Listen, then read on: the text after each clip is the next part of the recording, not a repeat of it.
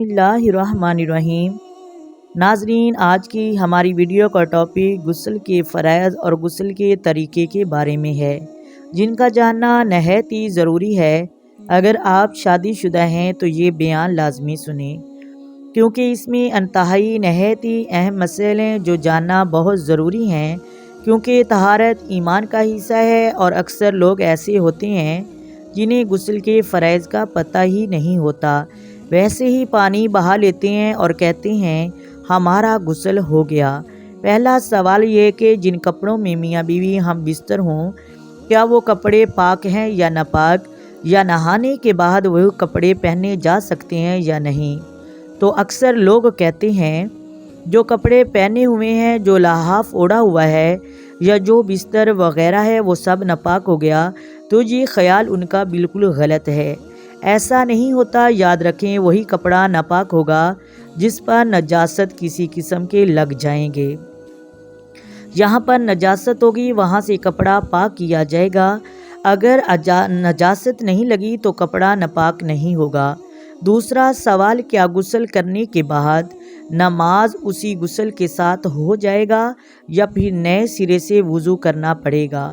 یعنی غسل کے ساتھ وضو جو کیا ہوا ہے اسی سے نماز ہوگی یا کوئی الگ سے وضو دوبارہ نماز کے لیے کرنا پڑے گا؟ تو محترم ناظرین، اس کا جواب یہ ہے، غسل میں 3 فرائض ہوتے ہیں۔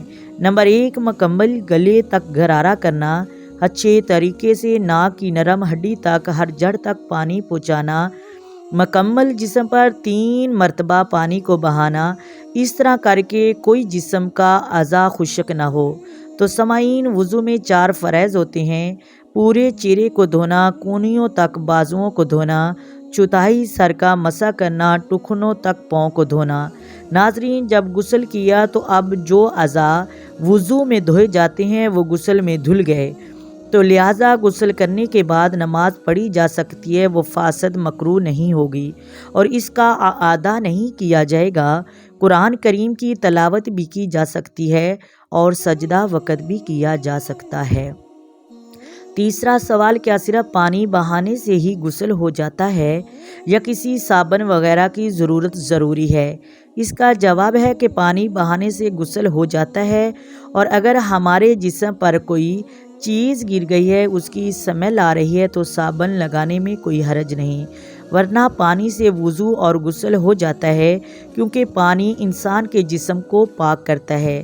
محترم ناظرین، چوتھا سوال یہ ہے کہ حیض کے بعد کا مکمل غسل کرنے کا طریقہ۔ اس کا جواب یہ ہے کہ غسل میں 3 فرائض ہوتے ہیں: گلے تک غرارہ کرنا، ناک کی نرم ہڈی تک پانی پہنچانا، 3 بار مکمل جسم کا دھونا۔ تو محترم ناظرین، غسل کا سنتی طریقہ یہ ہے کہ پہلے نجاست والی جگہ کو اچھے طریقے سے دھویا جائے، پھر اچھے طریقے سے غرارے یعنی کہ کولی کی جائے اور ناک میں پانی چڑھایا جائے، پھر مکمل جسم کو 3 مرتبہ پانی سے دھویا جائے۔ اب کچھ عورتیں حیض کے غسل میں کنفیوز ہو جاتی ہیں کہ حیض کا غسل کسی اور طریقے سے ہوتا ہے، الگ ہوتا ہے۔ نہیں، حیض اور جنابت کا ایک ہی غسل ہوتا ہے، جس کی وضاحت میں پہلے کر چکی ہوں۔ 5واں سوال، کیا غسل کرنے کے لیے کلمہ پڑھنا ضروری ہے؟ یعنی ایک غسل کرنے سے پہلے اور غسل کرنے کے بعد؟ تو اس کا جواب یہ ہے کہ بالکل نہیں۔ ناظرین، کافر کو کلمہ پاک کرتا ہے اور مسلمان کو پانی پاک کرتا ہے۔ یہ حدیث مبارکہ خود نبی کریم نے بیان فرمائی ہے۔ ناظرین، جب ہمیں پانی پاک کر رہا ہے تو ہمیں کلمہ نہیں پڑھنا چاہیے۔ کلمہ پاک کرنے کے لیے نہیں، ہماری اصلاح کے لیے ہے، اور یہ روایت بالکل غلط ہے کہ ایک واش روم میں کھڑے ہو کے کلمہ پڑھا جائے اور پھر بعد میں باہر آ کر پھر بندہ پاک ہوتا ہے۔ یہ تو سراسر قرآن پاک کی دھجیاں اڑائی جاتی ہیں اور یہ کبیرہ گناہ ہے۔ محترم ناظرین، چھٹا سوال یہ ہے کہ بغیر وضو کیے شاور کے نیچے کھڑے ہو کر نہانے سے غسل ہو جائے گا؟ تو اس کا جواب یہ ہے کہ غسل ہو جائے گا، لیکن غسل کی شرائط کو مد نظر رکھا جائے، یعنی پہلے کلی کی جائے، پھر ناک میں پانی چڑھایا جائے، پھر مکمل جسم بدن پر پانی بہایا جائے۔ جو غسل سے پہلے وضو کیا جاتا ہے وہ سنت ہے۔